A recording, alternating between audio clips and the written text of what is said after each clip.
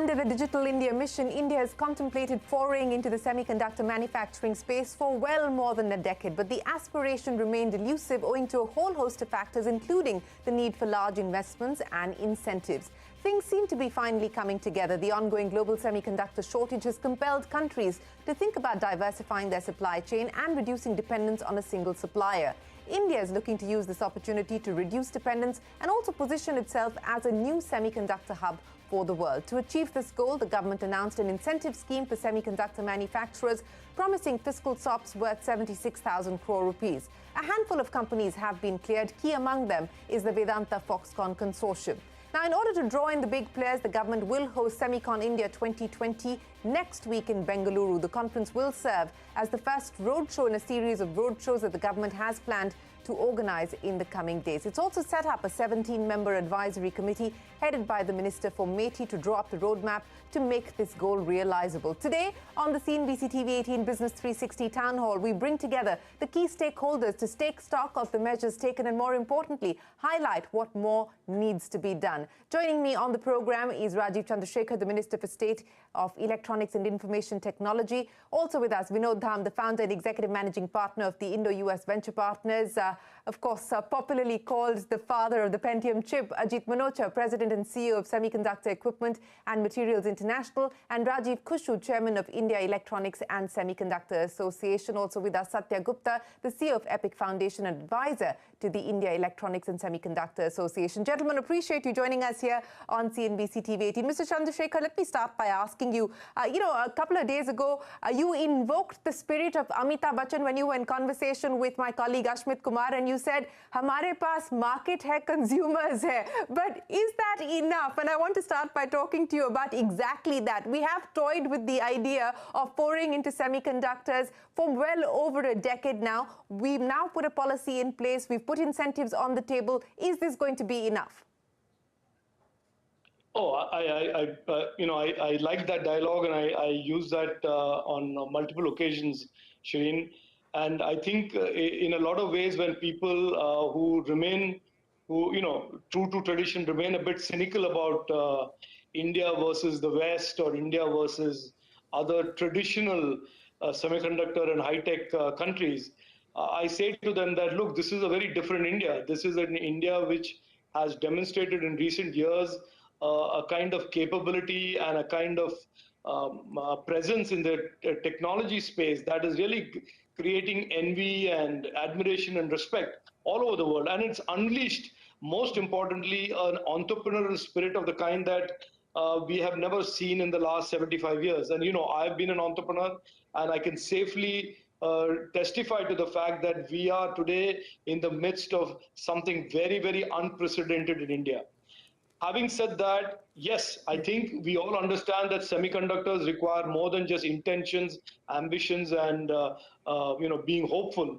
We need a financial package. We need a government that understands all of the elements that go into creating a supply chain for the manufacture of the semiconductors. We also need to have policy framework that encourages innovation and all of the other constituent parts of the semiconductor ecosystem. And I think, frankly, history, people will look back at history and say, we tried it 10 years ago, we tried it 20 years ago. But I think we are trying it today, and the response has been tremendous. There are many, many reasons for me to say, हमारे पास consumers हैं, हमारे पास capital है, हमारे पास Prime Minister Modi जी हैं, और हमारे पास एक vision है और एक ambition है, and all of those are very, very relevant and material to creating a very credible story around, or credible narrative around India as a viable, competitive semiconductor destination for the world. So let me just build on that, Mr. Chandrasekhar. Positioning India as a viable alternative or as a new alternative in the semiconductor space. You talked about fiscal incentives. You talked about, the policy framework. Infrastructure, of course, is also going to have to be a significant part of putting this puzzle together. State governments will need to work in tandem with the central government, and I understand that measures are already have been taken to ensure that that happens seamlessly as well. But if I could ask you, what is the expectation now in terms of additional incentives? The expectation was that the government may announce a round 2 of the scheme that was previously announced to draw in the larger players who didn't participate in the first round. Is that what we should expect next week at Semicon 2022? Are there more incentives that will be put on the table? No, look, I think this is, to talk about incentives is really making this conversation about India as a semiconductor destination single-dimensional or unidimensional. The India story, or why India as a semiconductor destination for the big majors of the world, is a story that has many components to it. We have a $20 billion incentive package that is driving our electronics industry.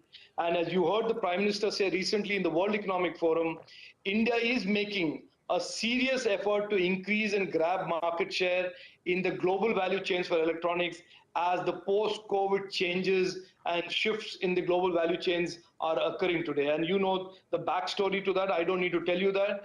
But it is clear in our mind that over the next 3-4 years, India is going to grow from $70 billion of electronics to over $350 billion of electronics manufacture, with about 120 billion of that to be exported. We will be a significant player in the electronics GVCs. That is a very important aspect of the justification for setting up semiconductor capacity in India. That in addition to the geopolitical, the China proximal story, the $10 billion of financial packages, India is also going to be one of the largest consumers of semiconductors in this part of the world, ex-China. We are going to import, or we are going to consume $80 billion of semiconductors by 2025, 2026.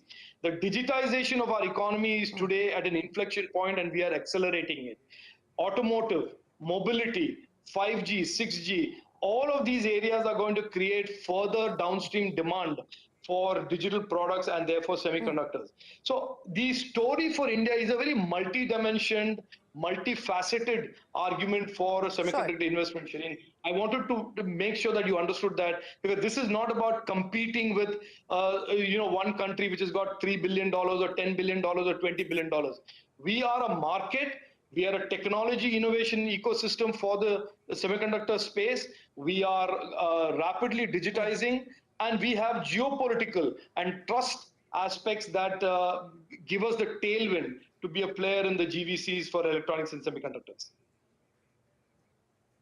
Well, you've articulated the business case for why people should consider India as an alternative, Mr. Chandrasekhar. But before I get the others in, obviously there has been several rounds of conversations that have currently been underway. You've got feedback from various associations. You've got feedback from manufacturers themselves. If I could just put to you what John Newfer of the Semiconductor International Association had to say, and he's also met with the finance minister in the US on her current visit.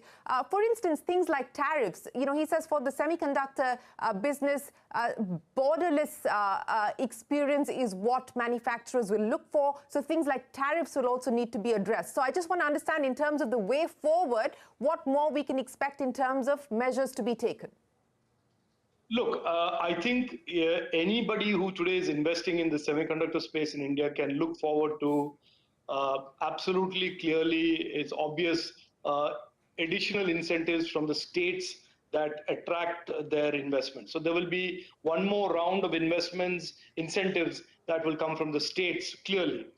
The second is that the government of India is absolutely committed, as it has demonstrated in the electronic space, and that is why we have the world's majors shifting electronics production to India, that on issues of tariffs, on issues of ease of doing business, we are absolutely committed to be very deeply engaged with the industry and to create a framework of rules, laws, policies that will make the job of the investor, make their business growth, and our role vis-a-vis their business be one of being an enabler. So I have absolutely no doubt in my mind that what John said, and John met me when he visited Bengaluru, that we are absolutely clear the execution risks, the tariff and other types of concerns that people have are not an issue that investors are concerned about at this stage, or indeed they have given confidence by the fact that the government will handhold them and will be engaged with them very, very closely in addressing any of these issues. I'll come back to you with more in just a second. Let me get the other panelists in on the conversation as well. Mr. Dham, I remember in 2010 when you were asked about why you were betting big on tech companies in India, you had said the cell phone in India is what the computer was to the US in the 80s and 90s. You said, I believe, something very bullish is going to happen in the internet space in India. Where in 2022, the government is now talking about rolling out the Semiconductor Mission. You are part of the 17-member advisory committee, several other members here on this panel with us. Mr. Dham, how confident do you feel about being able to realize this story? And more importantly, what do you believe are the imperatives, the key priorities that all stakeholders must focus on to ensure that this happens? Thank you. As you heard, India is going all out, committed to this very, very important mission, very strategic mission, very critical mission. And we are not going to leave any stone unturned to accomplish the goals we have. Now, that doesn't exclude the comment that the Moore's Law has been going on for 50 years, for 5 decades, over 5 decades. And we are entering it at the tail end of the Moore's Law when it's coming to a halt. So we have not been able to capture the cumulative learning and that came from being there at every stage of Moore's Law. But we're also not spending the money of being at every stage of every process node for the last 50 years. So we have much more clarity at this stage as to where we want to enter, and within very short period, how do we get very competitive on the process node that will meet our need and also expand our need in terms of export later on into the rest of the world. So I think we're in a very good position from that point of view. The key thing for us would be, how do we compact the 50 years of learning and process learning curve that we call it in a decade or so. And that is where my focus is mainly in terms of how do we create that talent skill like we have in IT. India is very well known all over the world for IT skills. We need to create comparable level of quality and recognition in process technology skills that are critical for semiconductor fab. And that's what's going to be a big challenge. And I think we have already had very good ideas as to how we're going to put that together. And Rajeev himself is in charge of skill development, as you know, as part of his responsibility in the electronics department. And so we are working together to really make sure we do create a significant chunk of domestic talent in process technology. And it's amazing what kind of response I'm getting. In US, a lot of people who really know this technology inside out have mainly retired, and some of them are my good friends. As I was coming here, I just kind of informally chatted with them to see, would they be willing to bring, and they are talented, top-notch talent in the working level, if you will. And they all were in agreement that as called upon, we will go and do whatever we need to do to train engineers in India and tell them every insight we know in 50 years of working in Silicon Valley. That's the kind of spirit that Rajeev and Prime Minister Modi and others have really put around in this project. That's very exciting for me. Well, that's good to hear, Mr. Dham. Let me take that